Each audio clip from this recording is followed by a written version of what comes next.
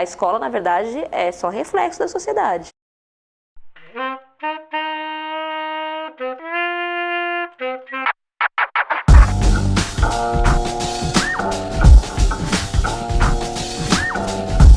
O sistema de ensino, como uma organização burocrática, ele tem uma série de camadas, vamos dizer assim, né? Ele é formado por várias instituições, uma delas é a Secretaria Estadual de Educação, que é a instância elaboradora das políticas, vamos dizer assim, né? E aí você tem os órgãos intermediários que participam dessa gestão, e aí você chega lá na escola, né? A escola é a instituição mais capilar, a instituição que está na base desse sistema de ensino. Existe uma hierarquia entre a Secretaria de Educação e a escola, né? Provavelmente, as escolas vivem essa relação como uma relação de hierarquia, ou seja, em que elas têm que obedecer aquilo que vem da Secretaria de Educação. Mas, do ponto de vista legal, não necessariamente isso é verdade. Por quê? Justamente porque a lei garante a autonomia das escolas. Tem uma parte dessas relações de poder que se dão pela forma pela qual o Estado gera a educação, que é fundamentalmente uma forma tecnocrática. Né? Então, a tecnocracia, por exemplo, mesmo, entre aspas, ligadas a posições mais avançadas, entre aspas, ela pode ser igualmente autoritária. Quando vêm e me apresentam um caderno do aluno, né, e dizem que eu sou obrigada a usar aquele caderno do aluno, eu me coloco de que eu não sou obrigada, né, de que eu tenho uma formação, né, embora o Estado vá criar algum documento, né, que te force a usar aquele material, eu tenho uma formação, né, na qualidade de professora, eu tenho liberdade de preparar as minhas aulas, o meu material da maneira que eu acho que cabe. Então, assim, há certos embates que são políticos, né, dentro desses direitos e deveres. Agora, se a gente for para dentro da escola, pensar o que é a hierarquia dentro da escola, né, aí também a gente vai ter outros elementos, né, atuando nessa relação. Quer dizer, a gente poderia dizer, tradicionalmente, existe uma relação de hierarquia na escola em que o diretor é superior ao professor e o professor é superior aos alunos, certo? No entanto, a hora que você entra numa sala de aula real, concreta, o que você percebe na prática é que nem sempre as relações reais são construídas a partir dessa hierarquia formal. A escola média, principalmente,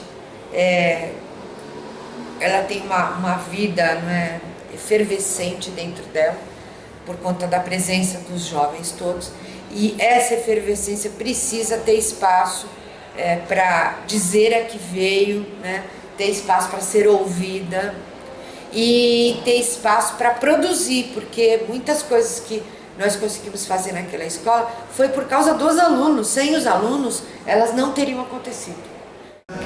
A partir da adolescência, onde ele está aprendendo coisas totalmente novas, sensações novas, sabe? Um mundo novo, totalmente diferente, cara. As ideias novas, a capacidade de pergunta, de decisão, vai aumentar ali. Essa química que vai rolando na cabeça dele vai ficar a flor da pele e ele vai querer liberdade. Aí, a partir do momento que você pega e fecha o cerco nele, filha, aí você vai ver um touro bravo, mano. Você vai ver o bicho pegando. Agora, conhecimento, desenvolver conhecimento, estabelecer relações, pensar de modo inteligente, isso exige uma situação amistosa, não uma situação em que tem alguém que manda e alguém que obedece, alguém que é objeto, né? Alguém que é sujeito e alguém que é objeto. Quantas escolhas os jovens estudantes fazem ao longo da sua trajetória escolar? Sem ter escolha, qual é o grau de responsabilidade que eles têm pela própria formação? Eu acho que discutir algumas possibilidades e deixar os jovens tomar decisões e assumir a responsabilidade sobre isso contribui muito mais para a formação crítica e cidadã do que aulas e aulas sobre sistemas políticos, eleitorais, etc, etc. Tudo que acontece numa escola, ela é fruto de relação. Relação é sempre uma coisa que acontece entre dois ou mais. Não é um. Nunca acontece com uma pessoa. Então, na hora que a gente pensa assim, é o diretor, é o professor o culpado, tem alguma coisa errada, porque o professor não está isolado, ele não tá solto das relações com os outros, entendeu? Então, eu acho que às vezes esse tipo de raciocínio nos acomoda, que a gente acha um bode expiatório e a gente bota a culpa nele, né? Não tem. Na nossa sociedade também não cabe essa educação libertária, né? Você vai sair ali fora, você vai apanhar da PM. Daqui, como eu acredito que escola com grade, com carteirinha, esse monte de regra, eu não gosto desse monte de regra, que ela não pode nem descer para ir no banheiro. Eu acho isso absurdo, né? Mas aí é para questionar para questionar a sociedade. Por um lado, uma resposta restaurativa, né? Ou seja, é preciso restaurar a autoridade que o professor tinha de antigamente, como se fosse possível você voltar no tempo.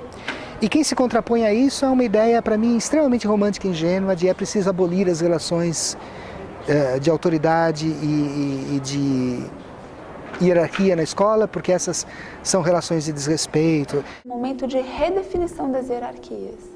E essa redefinição não está na legislação, não. Ela está no aqui e agora, nas relações vivas que estão sendo construídas na escola. Eu não acho que os alunos hoje olhem para o professor como o todo-poderoso, como autoridade, né? Eu acho que os alunos não reconhecem necessariamente mais no professor essa figura, né? O que é muito positivo, por um lado, né? Então, pensar que você está diante de uma pessoa como você, frente à qual você tem os mesmos direitos, né?